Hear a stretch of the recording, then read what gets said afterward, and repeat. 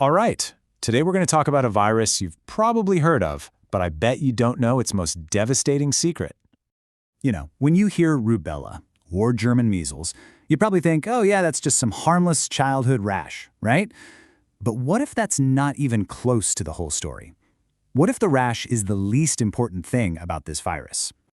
Okay, so to really get a grip on rubella, you have to understand its dual nature. It's kind of like a Jekyll and Hyde situation. One virus, two completely different and shocking outcomes. And this is the absolute key. On one hand, for a kid, rubella is usually, no big deal. A little fever, a rash, and they're back on their feet. But, and this is a huge but, if that same exact virus gets into a pregnant woman, it's a whole different ballgame. It becomes this silent invader, leading to something called Congenital Rubella Syndrome, or CRS. And CRS, well, it's just catastrophic. So how does this thing spread? Well, it's super contagious. We're talking simple coughs and sneezes. But here's the really scary part. It's stealth. Up to half of the people who get it don't show any symptoms at all. They're just walking around, spreading it, completely unaware. And get this, babies born with CRS can actually keep shedding the virus for up to 2 years. That's wild. Okay, let's really dig into the danger here. Why this isn't just some minor bug. It all comes down to what happens during pregnancy. Okay, look at this number, 90%. That's just staggering.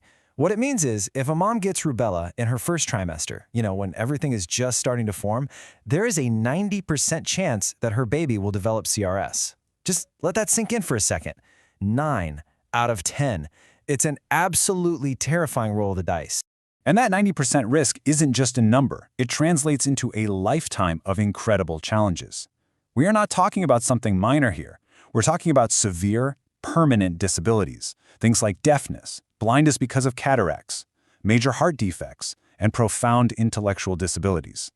These are completely life-altering conditions, all from a virus that gives most people just a simple rash. And please don't think this is some problem from the history books.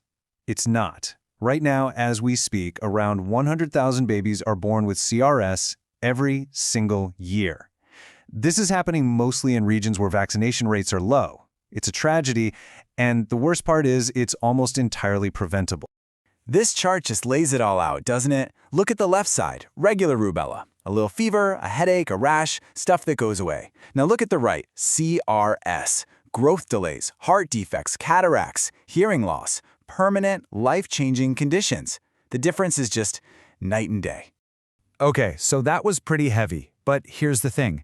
This story has a hero, and the fight against rubella is actually one of the biggest success stories in modern medicine, all because we developed an incredible solution.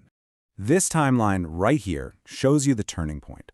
Before 1969, these massive rubella outbreaks were just a fact of life, happening every few years like clockwork. Then, bam, 1969, the vaccine arrives, and everything changes. In places where people get the vaccine, the virus has practically vanished. It's an absolutely remarkable scientific achievement. So once we had the vaccine, we needed a way to track the virus, right? To see who's infected and who's immune. And that's where these blood tests come in. They look for antibodies. Think of it this way. IgM antibodies are like a now hiring sign. They mean there's an active infection happening right now. IgG antibodies are more like a certificate of experience. They show you've either had the disease in the past or you've been vaccinated. You're protected. Which brings us to a really big question, right? If we have this amazing vaccine, this silver bullet, why on earth are we still seeing 100,000 cases of CIS every year? Why haven't we just wiped this thing out completely? Well, it turns out getting rid of a virus for good is a really complex puzzle. First, there's the issue of coverage, just physically getting the vaccine to everyone. Then you've got the modern problem of vaccine hesitancy.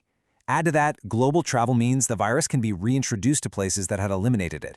And finally, in some parts of the world, the surveillance systems just aren't good enough to catch outbreaks before they spread. And this right here is why all that work is so incredibly urgent.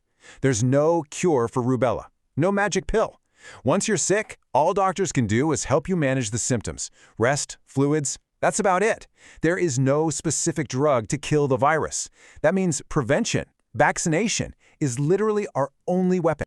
This quote from the research really just hits the nail on the head. We have an effective, safe vaccine. We have the tool to stop all this from happening, and yet the threat is still very, very real. It's the big paradox we're facing today. So, that's where we're at. And it leaves us with one final massive question. The science part? That was solved decades ago, back in 1969. The problem today isn't about medicine. It's about logistics, about trust, about working together across borders. The question is no longer, can we do it, but what will it take for all of us to finally finish the job? Don't forget to subscribe for more health tips and updates.